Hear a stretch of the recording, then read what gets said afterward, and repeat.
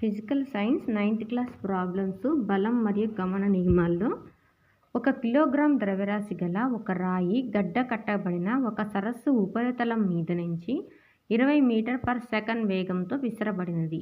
50 మీటర్ల దూరం ప్రయాణించిన తర్వాత అది నిశ్చల స్థితికి వచ్చింది. రాయికి మంచుకు మధ్య గల ఘర్షణ బలం ఎంత అన్నాడు. ఇక్కడ ఎంత ఫస్ట్ ఏమి ఇచ్చాడు డేటా 1 కిలోగ్రామ్ ద్రవ్యరాశి అన్నాడు. So m = 1 kg. నెక్స్ట్ ఏం చెప్పాడు 20 మీటర్ పర్ సెకండ్ వేగంతో విసరపడింది అన్నాడు. అంటే తొలి వేగం ఎంత అవుతుందంటే 20 మీటర్ పర్ సెకండ్ వేగం అవుతుంది. అది ఎంత దూరం ప్రయాణించింది 50 మీటర్ల దూరం ప్రయాణించిందంట. సో S = 50 మీటర్లు. నెక్స్ట్ తర్వాత అది నిశ్చల స్థితికి వచ్చింది. అంటే దాని తుది వేగం ఏమవుతుందంటే 0 అవుతుంది. So V = 0. అయితే ఏమడిగాడు రాయికి మంచుకు మధ్య గల ఘర్షణ బలం ఎంత అన్నాడు. సో F ఎంతో కనుక్కోవాలి. మనకున్న ఫార్ములా ఏంటి F = ma. M ఉంది, మనకు A కనుక్కోవాలి. A కనుక్కోవడానికి మనకి ఇచ్చిన డేటాను బట్టి మనము చలన సమీకరణాలు సెలెక్ట్ చేసుకోవాలి. A ఉండే చలన సమీకరణాలు చూద్దాం. V = u + at, S = ut + ½ at², v² - u² = 2as. మనకి ఇచ్చిన డేటాలో ఎక్కడైనా టీ మెన్షన్ చేశాడా, టైము మెన్షన్ చేయాల. సో మనకు ఇచ్చిండేది ఏంటి తొలి వేగం u ఇచ్చాడు 20 మీటర్ పర్ సెకండ్ అని, తుది వేగం అంటే 0 నిశ్చల స్థితికి వచ్చింది కాబట్టి దూరం ఇచ్చాడు 50 మీటర్స్ ఇచ్చాడు.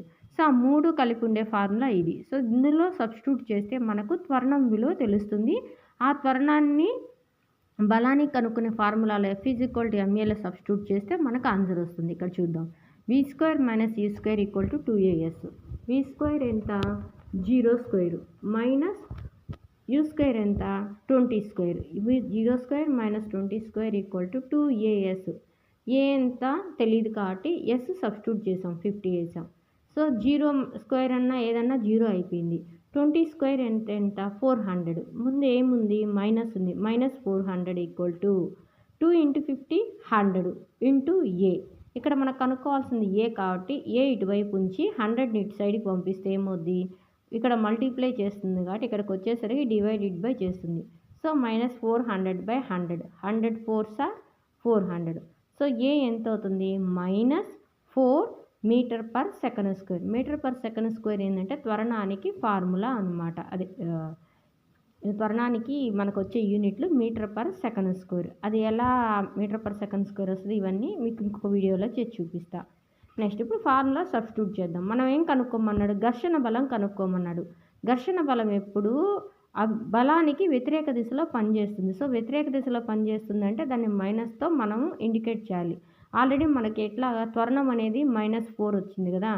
F = ma. m ఎంత 1 kg ఇంటూ a ఎంత -4 ఎంత వచ్చింది -4 న్యూటన్స్. సో ఇక్కడ పనిచేసిన ఘర్షణ బలం ఎంత 4 న్యూటన్స్.